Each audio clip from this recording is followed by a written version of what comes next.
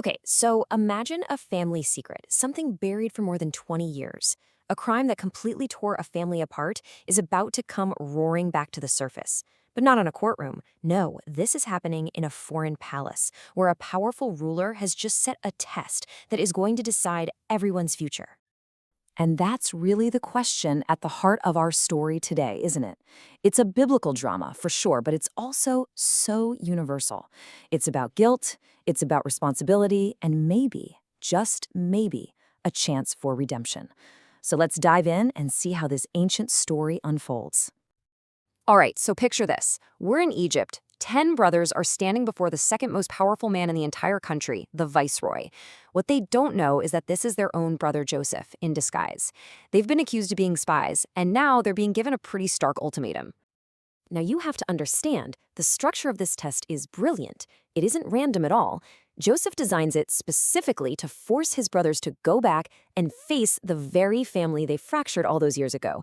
They can't just buy their grain and leave. No, they have to go back and confront their father, Jacob, and the ghost of the brother they sold into slavery. And you know what? The effect is instantaneous. This impossible demand doesn't make them think about logistics or strategy. Nope. Instead, it triggers a 22-year-old memory and a tidal wave of guilt. Their reaction here is so telling. They immediately connect their current situation, their distress, to their past crime. They don't see this as some political problem with an Egyptian ruler. They see it as divine justice, finally catching up to them for what they did to Joseph.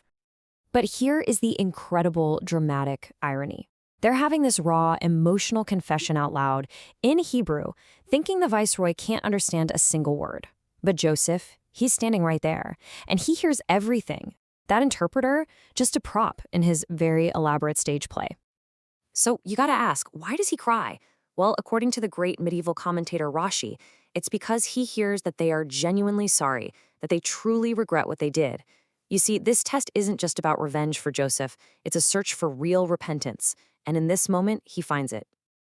After he composes himself, Joseph makes a really strategic move. He takes one of them as a hostage. But his choice isn't random. So, of all the brothers, why Simeon? Rashi gives us two really powerful reasons for this. First, Simeon was the one who physically threw Joseph into the pit, so this is about direct accountability. And second, Joseph knew that Simeon and Levi, they were a dangerous pair, the hotheads of the family. By taking Simeon, he strategically splits them up, basically neutralizing their combined threat. But wait, there's another layer here. Rashi tells us the whole imprisonment thing was basically public theater.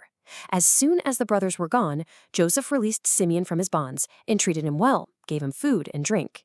This proves, once again, this is a carefully controlled test, not just some act of simple cruelty. So now the story shifts. We're back in Canaan, where the 9 remaining brothers have to face their father, Jacob. They have the grain they needed, sure, but they've left a son behind and have come back with this impossible demand. And for Jacob, this just reopens a whole lifetime of loss.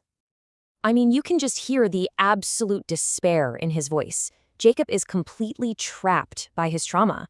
Rashi even suggests that Jacob suspected his sons of getting rid of Simeon the exact same way they got rid of Joseph. He doesn't trust them one bit, and he refuses to risk Benjamin, his last son from his beloved wife Rachel. So, Reuben, the eldest brother, he tries to step up and take charge. He makes this huge, dramatic offer to try and secure Benjamin's safety. But, yeah, it completely backfires. And Rashi's insight here is just devastating. Jacob hears Reuben's offer and basically thinks, what a fool. What kind of guarantee is that? You're offering me my own grandsons as collateral? It's just an empty, illogical gesture. Reuben's attempt at leadership fails because it offers no real security, only the threat of more pain. So the family is at a total stalemate. Jacob refuses to send Benjamin, but the famine is getting worse and they're running out of food. It's in this exact moment of crisis that a new leader finally emerges.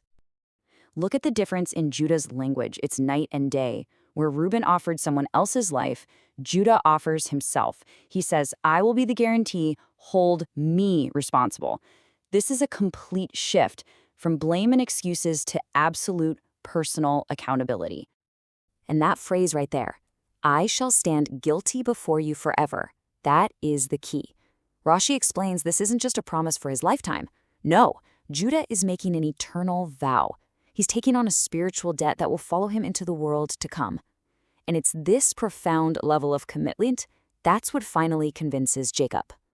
With Judah's unbreakable vow as his only real guarantee, Jacob finally relents.